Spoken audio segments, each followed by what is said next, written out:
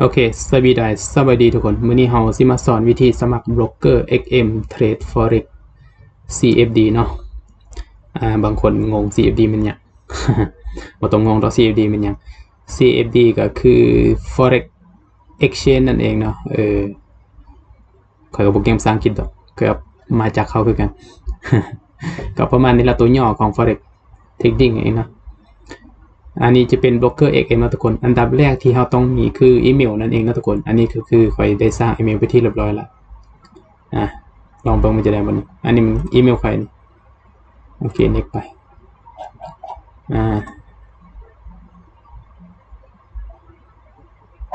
ได้แล้วนี่บอกโอเคได้แล้วนี่ทีโอเคก็ประมาณนี้ทุกคนอันนี้เราสิมาสร้างหลังจากนั้นสิ่งที่ทุกคนต้องมีก็คือรูปภาพนั่นเองนะทุกคนเนาะรูปภาพนี้แบบนี้เลยเบิ่งให้ละเอียดเด้อทุกคนเด้อทุกคนต้องมีบัตรประจำตัวประชาชนเราเป็นของตนเองนะทุกคนหรือของผู้ใดก็ได้อายุ18ปีขึ้นไปเนาะทุกคน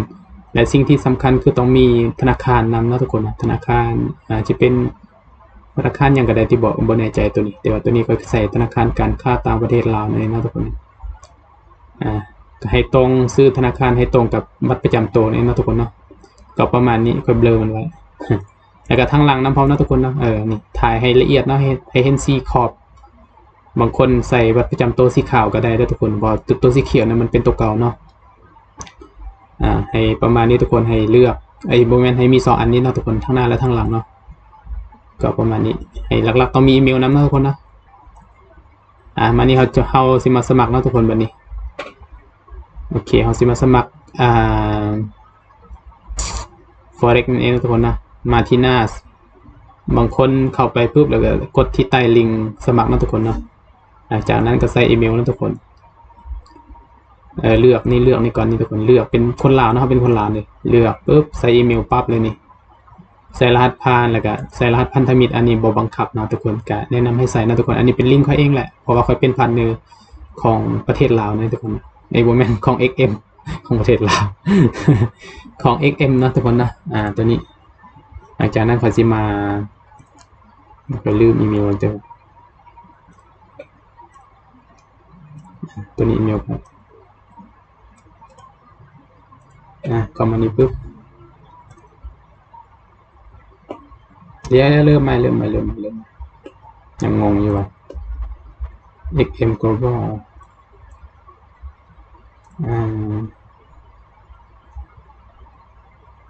แม่นแล้วเนาะตัวนี้มันลายโพดหลังจากนั้นให้ทุกคนใส่อีเมลนะทุกคนนะอีเมลเป็นของตนเองเนาะตัวนี้ใส่รหัสผ่านนะทุกคนตัวนี้ต้องชื่อให้ได้นะรหัสผ่านนี้แนะนำให้ใส่ตัวเป็นภาษาอังกฤษตัวใหญ่ก่อนนะทุกคนตามด้วยตัวเลขอาจจะเป็นเลขลบเลขคูณเลขหารก็ได้นะทุกคนอยู่ในคอมแนะนำให้สมัครผ่านคอมนะทุกคนถ้าเป็นมือถือทุกคนจะงงนะบางคนก็งงคือกันเพราะว่าหน้าโทรศัพท์กับหน้าคอมมันบ่ค่อยคือกันปานใดโอเคก็หลังจากนั้นให้ใส่เรียบร้อยแล้วนะทุกคนใส่รหัสพันธมิตรเรียบร้อยแล้วหลังจากนั้นก็กดตัวนี้ทุกคนลงทะเบียนเนาะกดปุ๊บโอเคหลังจากนั้นกดเช็คที่อีเมลของคุณว่าซั่นโอเคตามนี้โอเคหน้านี้เขาจะคลิกไปก่อนเพราะว่าหน้านี้อีเมลก็อยู่อีกหน้านึง งงคือกันอีเมลอยู่หน้านึงสมัครอีกหน้านึงอยากจะบาดตายโอเคก็สิสมัครให้ละเอียดเนาะก็สิเฮ็ดให้ละเอียดก็สิเฮ็ดช้าๆก็สิบ่ได้ตัดต่อนะวิดีโอนี้โอเคหลังจากนั้นให้กดไปที่อีเมลให้กดที่ยืนยันเนาะยืนยันอีเมลของท่านว่าซั่นโอเคกดเข้าไป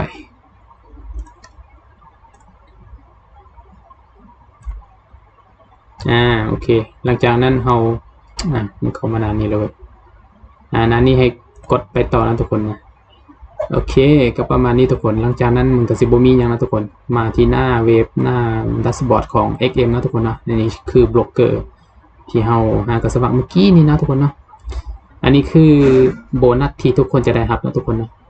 โบนัส 30% ก่อนทุกคนตัวนี้จะบ่ได้เติมนะทุกคนนะสิขอแนะนำแบบนี้ก่อนตัวนี้จะบ่ได้เติมสมัครปุ๊บจะได้รับปั๊บเลยตัวนี้แต่ว่าทุกคนต้องยืนยันตัวตนก่อนเนาะทุกคนเนาะอันนี้คือโบนัส 100% เนี่ยทุกคนเนาะตัวนี้โอเคเห็นบ่ตัวนี้โบนัส 100% ตัวนี้โบนัส ไหนตัวนี้โบนัสโบนัส20%นะทุกคน 10,000 เหรียญโบนัส 100% นี่มี500 เหรียญสมมุติว่าทุกคนเติม100 เหรียญทุกคนจะได้รับอีก100 เหรียญทุกคนเติม10 เหรียญทุกคนจะได้รับอีก10 เหรียญนะทุกคนก็ประมาณนี้ทุกคนส่วน 20% นี่ก็ต้องเอามาคูณสมมุติว่าเติมตัวนี้หมดปุ๊บอยากเติมใหม่ซะสมมุติอยากเติมใหม่อยากเติมจาก 100% เอา100มาคูณ20%เนาะเอา100 เหรียญมาคูณ20%เขาสิได้เท่าใดก็ว่ากันไปตามนั้นอันนี้คือบัญชีเทรดของเขานะทุกคนนะบัญชีเทรดตัวนี้เขาสามารถสร้างใหม่ได้นะทุกคนนี่กดนี่สร้างนี่ปุ๊บมันบอกให้ยืนยันตัวตนก่อนโอ้หลังจากนั้นตัวนี้เขาก็สามารถเทรดได้นะทุกคนนะเขาสามารถเปลี่ยนได้จะเบิ่งข้อมูลเบิ่งเลเวลเลทเบิ่งการเปลี่ยนเลเวลเลทเปลี่ยนรหัสผ่านเปลี่ยนรหัสนักลงทุนก็ว่ากันไปทุกคนหลังจากนั้นเขาจะมายืนยันตัวตนนะทุกคนนะกดไปที่นี้นะทุกคนยืนยันตอนนี้กดเข้าไปแต่ว่าเขายืนยันผ่านแล้วแหละเขาจะมาตัวอย่างให้เบิ่งซื่อหลังจากนั้นให้ใส่ชื่อตรงตามบัตรประชาชนนั่นเองนะทุกคนนะ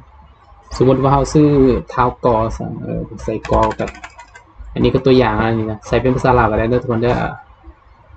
โบแมนได้นะอันนี้ต้องใส่เป็นภาษาอังกฤษได้ตัวนี้สมมติก็ซื้อเพชรซะไปซื้อนามสกุลเด้ซีประเสริฐก็ว่ากันไปอันนี้ไม่โบแมนแล้ววันนี้ขัดไปก่อนอันนี้มันซื้อกลางของเราซื้อกลางนี่โบจะเป็นต้องใส่ก็ได้นะทุกคนนะหรือว่าจะใส่ก็ได้นะทุกคนแต่โบแนะนำให้ใส่นะตัวนี้จะเป็นวันเดือนปีเกิดให้ทุกคนทุกคนก็ใส่ไปอันนี้ตัวอย่างซื่อๆผมมันก็บ่เลือกเอาอันนี้ตัวอย่างนะทุกคนนะอันนี้จะเป็นเบอร์โทรศัพท์เอาไว้มัน XM พนักงาน XM เขาจะติดต่อหาเราเวลาเขาสมัครใหม่ๆนี่เขาจะติดต่อหาเราว่าคุณได้ทำการสมัครบล็อกเกอร์ของเราจังซี่จังซั่นเขาก็จะถามว่าไม่ทราบว่าคุณศึกษา Forex นานหรือไม่คะหรือว่าเทรดนานหรือไม่คะประมาณนั้นเขาก็ตอบไปว่าเพิ่งสมัครเพิ่งพักเทรดเพิ่งศึกษาก็ว่ากันไปหลังจากนั้นให้กดคัดไปนะทุกคนนะหน้านี้ไปว่าสิเฮ็ดจังได๋ต่อว่าหน้านี้นะหน้านี้มันบ่ค่อยหลังจากนั้นให้กดคัดไปแล้วมันจะให้ใส่บ่ได้หน้านี้มันต้องใส่เดี๋ยวค่อยใส่ก่อน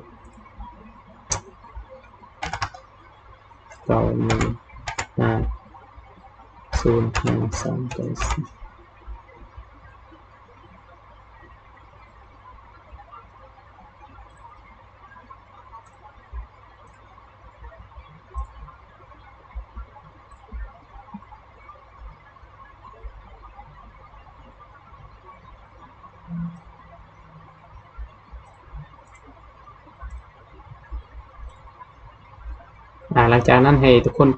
กดคัดไปนะทุกคนนะแต่ว่าตัวนี้มันกดคัดไปบ่ได้เพราะว่าซื้ออีกอย่างมันบ่ตรงกันนะทุกคนได้อยู่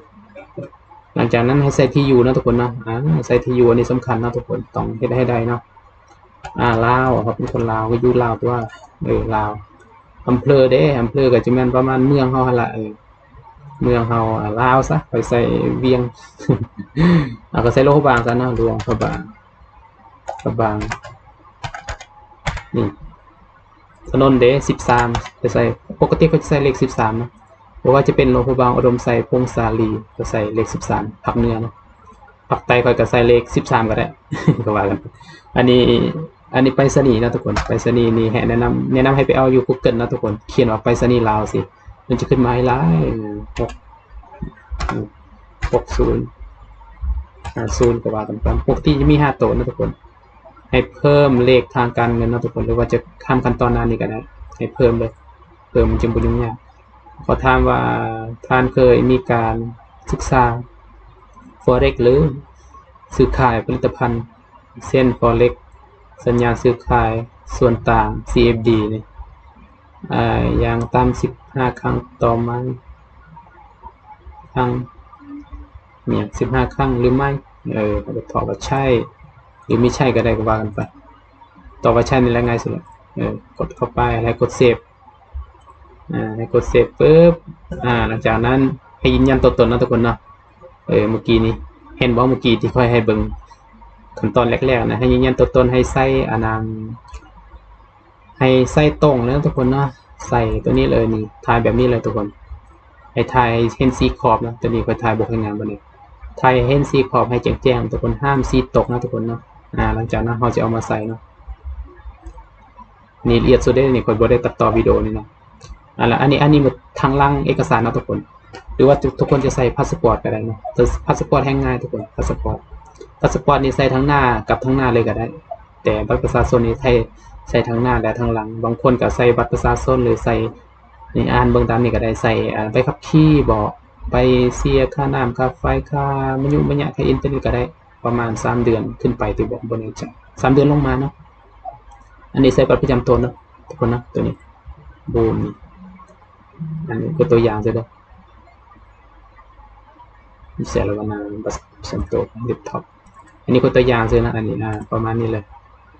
อันนี้ก็ตัวอย่างเลยเด้อหลังจากนั้นให้ทุกคนกดอัปโหลดก็ประมาณนี้ก็เป็นอันสำเร็จสิ้นอันนี้มัน อัปโหลดผ่านดอก อัปโหลดมันจะเด้งขึ้นมาว่ามันประมาณ13 นาทีแล้วมันจะเด้งขึ้นมาว่าบัตรประจำตัวทานไม่ถูกต้องเพราะว่าเคยใส่ทั้งหลังทั้งสองมันบ่ถึงเนาะให้ทุกคนใส่ทั้งหน้าและทั้งหลังเนาะทุกคนเนาะก็ประมาณนี้หลังจากนั้นให้มันจะผ่านมันจะแจ้งมันจะมีอีเมลแจ้งมามันจะบอกว่าทานได้ทำการผ่านเรียบร้อยแล้วหลังจากนั้นมันก็จะรีไอ้หน้าเว็บให้เฮาอันนี้ค่อยเรียบร้อยแล้วนะตรงนี้มันก็จะกดทิมเลยเป็นว่าเรียบร้อยแล้วนะหน้านี้นะโอเคมาในหน้านี้บัดนี้หน้า XM ของเฮาหลังจากนั้นให้เขาสู่ระบบ XM ทุกคนโอ้โหเน็ตเป็นภาษาหลังจากนั้นให้ใส่อีเมลใส่พาสเวิร์ดตามปกติฮะแหละที่เราสมัครไว้ต้องชื่อเอาไว้นะทุกคนเวลาเราสมัครกดล็อกอินเข้าไปโอเคหลังจากนั้นให้ทำการเดี๋ยวเขาจะสอนวิธีฝากเงินนั้นนะทุกคนนะแต่เขาจะบ่โอนนะเพราะว่าค่อยบ่ได้เติมนะไปถอนไปที่เรียบร้อยแล้วสมมติว่าฝากเงินเราต้องการมันมีหลายประเภทนะบัญชีทุกคนนะให้ทุกคนสังเกตบ้างนะทุกคนบัญชีที่รับโบนัสได้มีแต่บัญชีตัวนี้นะทุกคนนะบัญชีสแตนดาร์ดนะส่วนสแตนดาร์ดตัวอื่นนี่ก็บ่ได้คือกันอันนี้สแตนดาร์ดนะทุกคนแม่นบ่ตัวนี้สมมุติตัวนี้เนาะอันนี้มีโบนัส 100% นี่หมดละยังเหลือโบนัส 20% ก็เติมไปที่เรียบร้อยแล้วหมดละหลังจากนั้นให้กดฝากนะทุกคนอันดับแรกเราต้องสร้างบัญชีก่อนเมื่อกี้เขามีแล้วเนาะบัญชีเมื่อกี้เรามีบัญชีตัวสร้างทำอิฐแล้วเนาะบางคนก็บ่อยากสร้างใหม่เด้ก็กดมาที่นี้นะทุกคนนะกดมาที่นี้ปึ๊บนี่ครับเบิ่งข้อมูลอย่าฝากกันเย็นเอาเบิ่งรหัสผ่านก่อนมันบอกให้เปลี่ยนรหัสผ่านก่อนบางคนงงมันใส่จังได๋มันก็ใส่บ่ถูกมันต้องเปลี่ยนรหัสผ่านก่อนนะทุกคนนะเพราะว่ามันตั้งให้อัตโนมัติมันตั้งให้รับโบนัส 30% นั่นเองนะทุกคนนะให้เปลี่ยนรหัสผ่านก่อนนะกดมาที่รหัสผ่านหลังจากนั้นให้กดมาที่นี่ตัวที่สอนทุกคนเปลี่ยนรหัสผ่านบัญชีเทรดอันนี้เปลี่ยนรหัสผ่านอีเมลนะตัวนี้นะหรือรหัสผ่านหน้าล็อกอินมันจะบ่คือหน้ารหัสผ่านอันนี้รหัสผ่านนักลงทุนเนาะทุกคนที่สามารถเบิ่งเฮาได้เท่านั้นจะบ่สามารถเทรดได้เราสามารถเอาอีเมลสามารถเราสามารถเอา ID กับรหัสตัวนี้ให้หมู่คู่เฮาได้เขาอยากเบิ่งประวัติการเทรดของเขาสามารถเบิ่งได้เนาะแต่ว่าเฮามากดตรงกลางนี่ทุกคนตัวนี้เฮาใส่รหัสณปัจจุบันของเฮาสมมุติรหัสณปัจจุบันของเฮาเป็นตัวนี้เฮาก็ป้อนมาก็ใส่ตัวพิมพ์น้อยตัวพิมพ์ใหญ่ใส่เลขบวกเลขลบก็ว่ากันไปต้องชื่อเอาไว้นะตัวนี้แล้วก็อัปเกรดหลังจากนั้นมันจะผ่านหลังจากนั้นหลังจากที่มันผ่านปุ๊บแล้วเฮาก็มาที่นี้มาที่หน้าเก่าเมื่อกี้นี่แหละเอามากดที่นี้ปุ๊บนี่สามเหลี่ยมเห็นบ่3จุดนี่เอามาเบิ่งข้อมูลนะทุกคนนะเบิ่งข้อมูลปุ๊บนี่เห็นบ่ตัวนี้คือเซิร์ฟเวอร์ของเฮาที่เฮาจะเอาไปล็อกอินใน MT5 เนาะทุกคนนะเดี๋ยวค่อยจะไปสอนอีกเทื่อนึงนะทุกคนนะหลังจากที่สมัครตัวนี้เรียบร้อยแล้วแต่สอนนี่แหละมันง่ายสุดละค่อยไปจับตัดต่อมันนะปกติเฮาจะพิมพ์ใน MT5 ว่า XM Global นี่เฮาพิมพ์ตัวนี้ปุ๊บแล้วมันจะขึ้นมาเขาจะกดติ๊กเขาจะกดเลือกตัวนี้ปุ๊บ XM Global ปุ๊บแล้วมันจะขึ้นมาให้เลือกหลายตัวนี้เด้ตัวนี้สำคัญเนาะตัวนี้สำคัญทางท้ายมันจะมีเลข4เลข10เลข1เลข2เลข3เลข20เลข100ก็ว่ากันไปตัวนี้เฮาเลือกตัวเลขทางท้ายนี่ให้ถูกเนาะของเฮานี่มันเป็นตัวเลขแบบนี้เราต้องเลือกแบบนี้ตามด้วย เลขของเรานี่ตัวนี้เลขบัญชีเทรดของเราแล้วก็เอาก็ใส่เลขบัญชีเขาก็เลือกเซิร์ฟเวอร์ก่อนแล้วเขาใส่เลขตัวนี้ปุ๊บ ID ของเรา ID MT5 นะทุกคนให้เลือกให้โหลด MT5 มาใน iPhone บอกใน Android ก็ได้นะทุกคนนะ MT5 นะทุกคนบ่แม่น MT4 MT5 เนาะหลังจากที่เลือกปุ๊บแล้วก็ใส่ ID ตัวนี้ใส่ปุ๊บแล้วก็ใส่รหัสผ่านไอ้พวกนี้บ่ได้สำคัญทุกคนเราเลือกเราสามารถเลือกเลเวลก็ได้นะทุกคนนะแล้วเราจะมาเลือกเลเวลทั้งทางเราใส่ปุ๊บแล้วเราก็ล็อกอินเข้าไปก็มีประมาณนี้ทุกคนหมดขั้นตอนหลังจากนั้นเรามาขั้นตอนที่ตั้งค่าอีกนึงอีกเขาอยากตั้งค่าเลเวลก็มีนะทุกคนเนาะอันนี้ข้อมูลว่าอันนี้ดีเฟตยอดคงเหลืออันนี้โอนภายในอันนี้เลเวลผมมาเปลี่ยนเลเวลปกติมันจะให้มาประมาณ800หรือว่า 1,000 นะทุกคนเพราะว่าโลกนี้มันสูงสุดมันหับได้ 1,000 แล้วแล้วแต่มือใหม่นี่เขาปกติแล้วโค้ดเขาจะแนะนำให้ใส่ประมาณ500หรือว่า200 300ก็ว่ากันไปแต่ค่อยใส่ 1,000 หรือว่า800แนะนำให้ 1,000 กับ 800นี่หรือว่า500ขึ้นไปเนาะหลังจากนั้นให้กดของอันนี้คือห้องคอนะทุกคนหลังจากนั้นให้กดมาที่หน้านี้เขาจะสอนวิธีเติมนะทุกคนแบบนี้เนาะสอนบัดเดียวให้ละเอียดเลยซะที่ขั้นให้ไลน์คลิปมาที่เติมนะทุกคนมาที่เติมฝากเงินผมมาที่ฝากเงินเลยก็ได้อันนี้ตัวทอนเงินอันนี้ตกทอนเงินค่อยได้สอนไปที่เรียบร้อยแล้วไปลงวิดีโอไปก่อนหน้านั้นแหละอันนี้คือฝากเงินเนาะกดไปที่ฝากเงินเขามาเลือกตัวนี้นะทุกคนอันนี้ perfect money อันนี้เครดิตดิจิตการ์ดอันนี้ใส่บ่ได้แล้วประเทศลาวเขาระงับให้ใส่ UBC1 อันนี้คือคริปโตนั่นเองเนาะแต่ว่าคริปโตจะใส่ได้ก็ต่อเมื่อมันผ่านพวกนี้แหละพวกมาสเตอร์การ์ดมันคือใส่บ่ได้แล้วประเทศลาวอันนี้เอาใส่โมบายแบงกิ้งนะทุกคนตัวนี้โอเคหลังจากนั้นเราเลือกตัวนี้นะทุกคนนี่ขั้นต่ำเราอ่านเบื้องก่อนเนาะนี่โปรดอ่านต้องอ่านนะทุกคนนะมันเป็นการเงินนะถ้ามันผิดพลาดแล้วมันจะยุ่งบล็อกเกอร์ XM บ่คือบล็อกเกอร์อื่นนะก็สิอธิบายนะนี่ให้ละเอียดนะเพราะว่าเคยผิดพลาดนะนี่หลายครั้งแล้วเพราะว่ายืมบัตรประจำตัวหมู่มาปุ๊บแล้วกดขอฝากเงินนะแต่ว่ามันดันไปโอนหลัง20 นาที15 นาทีสินะเขาก็เลยให้เขาไปเอาสเตทเมนต์ธนาคารมายืนยันโอ้โหเสียเวลาชิบหายเลยนะเอาเฮ็ดอันหน้านี่ให้ละเอียดซะเลือกตัวนี้นะทุกคนนี่ตัวนี้ BCL1 นี่เลือกตัวนี้ปุ๊บก็ใส่จำนวนเงินที่เราต้องการสมมติว่าเราต้องการเป็นเราต้องการเป็นเงินกีบเติม5 ล้าน10 ล้าน20 ล้าน100 ล้านก็ว่ากันไปอันนี้เป็นเงินดอลลาร์หรือเราพิมพ์อยู่นี่ปุ๊บมันจะขึ้นเป็นเงินกีบให้เราเลยสมมติว่า500 เหรียญถือว่าอะไรนี่ประมาณนี้500 เหรียญถือ11 ล้านขั้นต่ำในการฝากคือ 1,000บ่แม่น340,000 กีบขั้นต่ำในการสูงสุดในการฝากนี่ประมาณ150 ล้านนะทุกคนนะทอนขั้นต่ำนี่ประมาณ300,000 กีบนะทุกคนนะแต่ว่าทอนสูงสุดนี่บ่แน่ใจคือกันลืมเบิ่งสมมุติว่าเติม100 เหรียญซะประมาณนี้เลยทุกคน2,230,000 กีบ30,598ประมาณนี้ทุกคนเรากดยืนยันตัวนี้ปุ๊บนี่ตัวนี้ปุ๊บก็ยืนยันนะทุกคนนะยืนยันปุ๊บแล้วต้องโอนปรับเลยเนี่ยตัวนี้สำคัญนะทุกคนเรายืนยันปุ๊บแหละมันจะใช้เวลาอยู่เขาขอออเดอร์ของเขาจะใช้เวลาอยู่15 นาทีลงมานะทุกคนเนาะถ้า15 นาทีขึ้นไปนะต้องฟังให้ดีนะถ้า15 นาทีขึ้นไปนะทุกคนจะได้มันจะมีอีเมลแจ้งว่าท่านนะต้องให้ท่านนะไปเอาสเตทเมนต์ธนาคารหลังจากนั้นจะเสียเวลาเนาะให้แนะนำหลังจากที่เขายืนยันปุ๊บให้แนะนำโอนเลยมันจะขึ้นมาเป็น BCL1 เป็น BC เป็น QR code ธนาคารของเขาธนาคารลาวนี่แหละหลังจากนั้นเขาก็โอนไปนะทุกคนโอเคก็ประมาณนี้ทุกคนก็บ่มีหยังหลายหลังจากนั้นโอนไปประมาณ15 นาที20 นาที10 นาที5 นาทีก็ว่ากันไปหลังจากนั้นมันจะเติมเข้ามาให้เราปุ๊บเขาก็สามารถกดเทรดตามได้ตามปกตินะทุกคนนะเดี๋ยวมื้อหน้าเขาจะมาสอนวิธีเอาไอ้นี่มาล็อกอินในเครื่องของเขานะทุกคนตัวนี้ล็อกอินใน MT5 ทุกคนสำคัญนะตัวนี้บางคนก็เฮ็ดบ่เป็นค่อยสอนหมู่ค่อยสอนที่เถื่อส่วนจะเฮ็ดเป็น มันขี้หลายแต่ว่านี่มึงก็เลือกตัวนี้ติละเนาะนี่ MT5 สมมุติเราโหลด MT5 มาปุ๊บใน Google Play Store เราก็เลือกตัวเลขทางถ่ายสมมุติตัวเลขของเราเป็นเลข4บ่เลข5เลข13เลข9เลข8ก็ว่ากันเราก็เลือกเซิร์ฟเวอร์ของเราปุ๊บหลังจากนั้นเราก็ใส่เลข ID หลังจากนั้นเราก็ใส่รหัสผ่าน แล้วก็กดล็อกอินเข้าไปก็ตามปกติอะไรนั่นก็บริญญางนะนี่เราซื้อมันตามนี้เลยซื้อมันพิมพ์ตัวนี้ปุ๊บเราก็กด enter ไปหลังจากนั้นเราก็เลือกใส่ตัวนี้พอใครมันตัวนี้ก็จะเลือกใส่ตัวนี้เราใส่ตามโดยใส่ตัวนี้อันนี้คือ ID ของเราแล้วก็ใส่รหัสผ่านที่เราได้ตั้งไว้ก็ประมาณนั้นทุกคน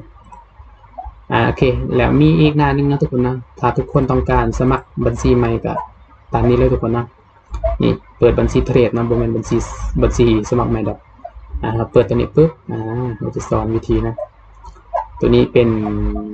มีหลายประเภทนะบัญชีนะเขาจะมาแนะนำให้ละเอียดนะตัวนี้นะตัวนี้จะเป็นสแตนดาร์ดนะทุกคนสแตนดาร์ดตัวนี้มันสามารถหับโบนัสได้นะทุกคนนะตัวนี้จะเป็นไมโครกับเปรียบเทียบกับบล็อกอื่นก็น่าจะเป็น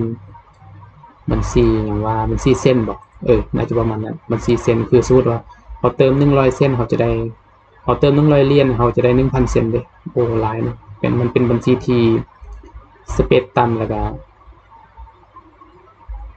บ่แม่นนี่เนาะสเปซห่างนี่เนาะนี่ 1.6 ปิบนี่ห่างแต่ว่ามันสามารถมันเป็นบัญชีแบบว่าให้เฮาทดสอบนะบ่แม่นบัญชีแบบว่าจะหาเงินโดยตรงมันเป็นบัญชีการเงินแท้ต่างแต่ว่าเฮามันเป็นบัญชีที่ให้เฮามาทดลองแบบว่าเทรดให้เก่งขนาดให้มาฝึกขนาดมาฝึกฝนอะไรประมาณนั้นอันนี้จะเป็นอันตราโลนะทุกคนจะสามารถเบิ่งปิบนะจุดนี้อันตราโลที่นี่จะต่ำนะทุกคนนะแนะนำให้คนมีเงินพวกแหละมาสมัครแต่ตัวนี้ฮับโบนัสบ่ได้ตัวนี้อันตราโลไมโครนี่อันนี้บัญชีแสนนะทุกคนโอ้โหขั้นต่ำบริมาณขั้นต่ำ1 หลักนี่บ่แนะนำทุกคนให้แนะนำเป็นสแตนดาร์ดนะทุกคนกับอันตราโลผู้ใดมีเงินหลายกับอันตราโลผู้ใดบ่มีเงินต้องการรับโบนัสก็นี่เซ็นนี่เลยบ่แม่นสแตนดาร์ดนี่เลยขั้นต่ำ 1.6 ปิบกับบ่หลายปานใดโอเคหลังจากนั้นเราก็มาเลือกเลเวลเลทนะทุกคนเลือกสามารถเลือกตัวใดก็ได้เนาะแนะนำให้ประมาณ500ขึ้นไปนะทุกคนนะ500 800 1,000ก็ว่ากันไปแต่ว่าคอยเหลือ 1,000 หลังจากนั้นให้เลือกเป็นสกุลเงิน US ดอลลาร์หลังจากนั้นให้ใส่อันนี้นะทุกคนนะใส่รหัสพันธมิตรการแนะนำกรุณาใส่ให้ข้าพเจ้าได้เนาะ ยังบ่เคยมีผู้ใดมาสมัครผ่านลิงก์ของข้าพเจ้าเถื่อนการคลิปวิดีโอนี้จะเป็นคลิปวิดีโอที่ละเอียดค่อนข้างที่จะละเอียดแหละแต่ก็ต้องเบิ่งหลายรอบกันแล้วบางคนก็บ่เข้าใจค่อยก็บ่เข้าใจคือกันค่อยว่าไวเด้บางทีค่อยอัดปุ๊บเนี่ยค่อยกลับมาเบิ่งค่อยยังบ่เข้าใจ งงคือกันโอเคหลังจากนั้นเรามาติ๊กตรงนี้ปุ๊บหลังจากนั้นให้กดเข้าไปก็ประมาณนี้ทุกคนหลังจากนั้นเราก็จะได้บัญชีใหม่แต่ค่อยจะบ่เฮ็ดได้เบิ่งแล้วตัวนี้เนาะก็ประมาณนั้นแหละเวลาล็อกอินล็อกเอิ้นเนี่ยก็ค่อยสอนไปที่รายละเมื่อกี้โอเคก็ประมาณนั้นทุกคนเวลาเติมหรือว่าถอนเงินซื้อขายกับตามปกติเลยเป็นสมมติถอนเนาะอันนี้มาแนะนำวิธีถอนอีกคือเก่าถอนนี้มันจะเป็นแบบนี้เลยถอนกดเข้าไปที่การถอนเงินมาที่ออนไลน์แบงกิ้งมาเลือกที่ BCL1 เลือกปกติเลือกหมายเลขธนาคารก็ว่ากันไปอันนี้หมายเลขธนาคารก็น่าเป็นอันนี้เงินกี่พอต้องการถอนจากล้านอันนี้เอาใส่เป็นดอลลาร์แล้วทุกคนสมมติต้องการถอน$10 $20ติดกำไรสมมติเราต้องการถอน$20ซะประมาณนี้แล้วมันจะขึ้นเป็นเงินกีบให้เราประมาณนี้เลย 441,000 กีบมาประมาณนี้ตัวท้ายค่อยจะบ่แล้วนะหลังจากนั้นให้กดที่ข้าพเจ้าขอยืนยันว่ารายการละเอียดถอนเงินระบุอ้างอิงได้เป็นต้นกองข้าพเจ้าก่อนแต่นี่กดของเราปุ๊บแล้วเขาก็จะมีอีเมลแจ้งเตือนมาบอกว่านะได้รับการยืนยันถอนเงินของทานแล้วเรากำลังดำเนินการให้ทานอยู่ณปัจจุบันถือว่ากันไปก็ประมาณนั้นบ่มีอะไรเป็นถอนก็ใช้เวลาอยู่ประมาณ15 นาทีขึ้นไปเนาะบัญชีที่เราเปิดใหม่สิค่อนข้างจะถอนโดนได้นิดนึงแต่บัญชีเราถอนตามปกติมันก็ได้ตามปกติมันจะบ่เกิน24 ชั่วโมงนะทุกคนแต่ทุกคนก็ต้องถอนตามโมงก็แหละดึกดื่น1 โมง 2 โมงกลางคืนสิถอนเขาก็บ่ถอนให้เราเลยเว้ยเรานอนแล้วดิ แนะนำถอนประมาณเขาเปิดการ8 โมงบอก8 โมงแรงบอกบ่แน่ใจคือกันเพราะว่าอยู่ลาวเฮามันมีโครงการลาว XM พาร์ทเนอร์ลาวอยู่แถวคำหุงนี่เคยเห็นสุดแล้วเนี่ยเขาเปิดโครงการเขาอยู่โอเคก็มีประมาณนี้ทุกคนส่วนผู้ใดบ่เข้าใจหยังก็สามารถแชทส่วนตัวได้เนาะทาง WhatsApp นั่นแหละปรึกษาฟรีนะปรึกษาได้ตลอดเวลาปรึกษาฟรีบ่เข้าใจส่วนใดบ่เข้าใจเรื่องเทคนิคใดบ่ แนะนำให้ไปเทรดอยู่ในคอมเนาะแต่บ่แม่นแนะนำให้ไปเทรดอยู่ในมือถือแต่ว่าเวลาวิเคราะห์วิเคราะห์ในคอมเนาะวิเคราะห์แบบสมมุติว่าวิเคราะห์แบบนี้นี่นะนี่อันนี้คือ Trading View อันนี้คือ Forex Factory นี่กดให้เบิ่งเลยโอเคก็มีประมาณนี้อันนี้เอาไว้เบิ่งข่าวนะทุกคนทุกคนต้องไปศึกษาใน YouTube อีกเพิ่มเติมค่อยกับผมมีความสามารถที่จะอธิบายให้ละเอียดตัวนี้ให้ฟังนะอันนี้เอาไว้เบิ่งข่าวเนาะข่าวแต่ละมือมันมีข่าวเลยเทรดทองคำบางคนก็จะเทรดสกุลเงินก็ว่ากันไปอันนี้คือ Trading View นะทุกคนนะTrading View นี่เอาไว้วิเคราะห์นะมันจะซ่าๆได้นิดนึงเพราะว่าตัวนี้เฮาของฟรีเด้ ของฟรีกับแบบนี้เลย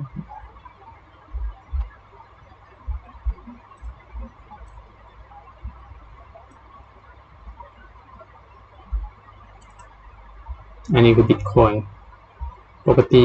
ทองคำกันนะทองคำโอ้ยทองคำลงมาบางหลายๆวันนี้เฮ็ดกำไรจากทองคำหลายเลย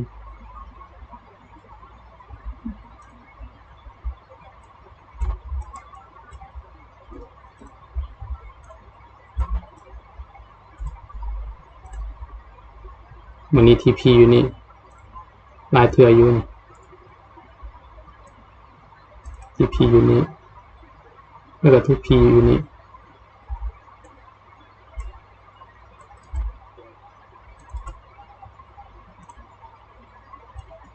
เอาสาวคำสาว TP 2เทื่อมันเบาๆนะโอเคแล้วกับประมาณนี้ทุกคนตัวนี้ก็จะเป็นแอปเบิ่งสกุลเงินว่าแข็งค่าอ่อนค่าก็ว่ากันไปเวลาเพิ่นจะมาเบิ่งให้บ่แต่ว่าตัวนี้ของเฮาเป็น Forex เฮาก็เลือก Forex Crypto ก็เลือกไปตามนั้นเฮาเลือกเป็น Forex นะทุกคนมานี่นะนี่มันก็จะเห็นขึ้นมานี่ปุ๊บ AUD ออสเตรเลียแคนาดานิวซีแลนด์ US ดอลลาร์สหรัฐอเมริกาตัวนี้นี่ฝรั่งตัวนี้ UR ยุโรปนี่อังกฤษปอนด์อันนี้ JPY ญี่ปุ่นอันนี้ก็ประมาณนี้โอเคก็คือสิบ่มีหยังแหละถ้าบ่เข้าใจส่วนใดก็สามารถทักหาได้ส่วนตัวนะทุกคนนะก็ประมาณนี้ทุกคนไว้เจอกันฝากกดไลค์กดติดตามอันนี้จะเป็นวิดีโอที่ละเอียดสุดละทุกคนสิบ่ได้ตัดต่อนะเพราะว่าขี้คร้านตัดต่อบ่มีโปรแกรมจอคอมใครก็มันจอลายเด้โอเคก็ประมาณนี้ทุกคน